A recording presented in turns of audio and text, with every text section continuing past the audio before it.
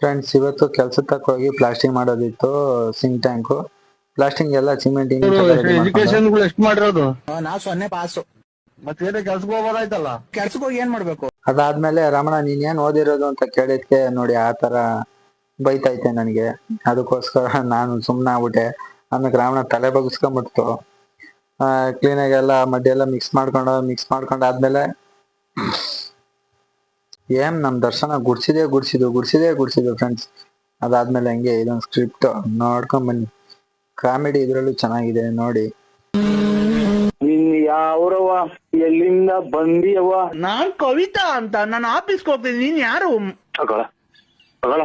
ತಗೊಂಡ್ಲು ಅಯ್ಯೋ ನಮ್ಮನ್ನ ಇದೇನ್ ಇದ್ ಕತೆ ಇದು? ಏನ್ ಸರ್ ಗಾಡಿ ಹೊಡೆದ್ರಿ ನೀವು? ಬಿಡಿ ಸರ್, ತುಂಬಾ ಫಾಸ್ಟ್ ಆಗಿ ಹೊಡೆದ್ರಿ. ಜೀವ ಲೆಕ್ಕಿಸದೆ ಗಾಡಿ ಓಡಿಸಿದಿರಲ್ಲ ಸರ್ ನೀವು. ಫ್ರೆಂಡ್ಸ್, ನಾನು ಯಾವತ್ತೂ ಅಷ್ಟೇ ಗಾರೆ ಕೆಲಸ ಕಲ್ತಿದೀನಿ, ನಂಗೆ ಅವಮಾನ ಆಯ್ತು ಅಂತ ನಾನು ಯಾವತ್ತೂ ಅನ್ಕೊಂಡಿಲ್ಲ. ಕಲ್ತಿರೋ ಕೆಲಸನ ನಿಯತ ಮಾಡ್ಕೊಂಡೋದ್ರೆ ಅದೇ ಒಂದ್ ದಿವಸ ನಮಗೆ ಒಂದು ಒಳ್ಳೆ ದಾರಿ ಕರ್ಕೊಂಡು ಹೋಗ್ತದೆ ಅಂತ ಅನ್ಕೊಂಡಿದೀನಿ.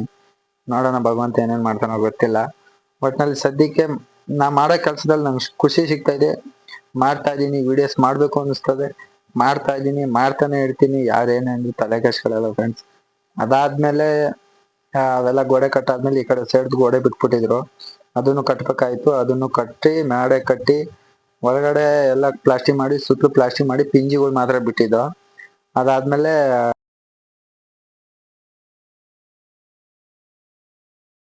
ಯಾವ ಕೆಲ್ಸ ನಿನಗೆ ಅನ್ನ ಆಗ್ತಾ ಇದೆಯೋ ಆ ಕೆಲ್ಸದ ಬಗ್ಗೆ ಹೇಳಕ್ಕೆ ನೀನೊಂದ್ ಚೂರು ನಾಚಿಕೆ ಪಟ್ಕೊಳ್ಳೋಣ. ಕಷ್ಟಪಟ್ಟು ದುಡಿಯೋ ಒಂದೊಂದು ಅಕ್ಕಿ ಕಾಳು ಕೂಡ ನಮಗ್ ಸಿಗೋ ಮರ್ಯಾದಕ್ಕಿಂತ ಜಾಸ್ತಿನೇ. ಗುಡಿಯ ಕಟ್ಟಿದ ಬಡವನೆದೆಯ ಗುಡಿಯಲ್ಲಿರು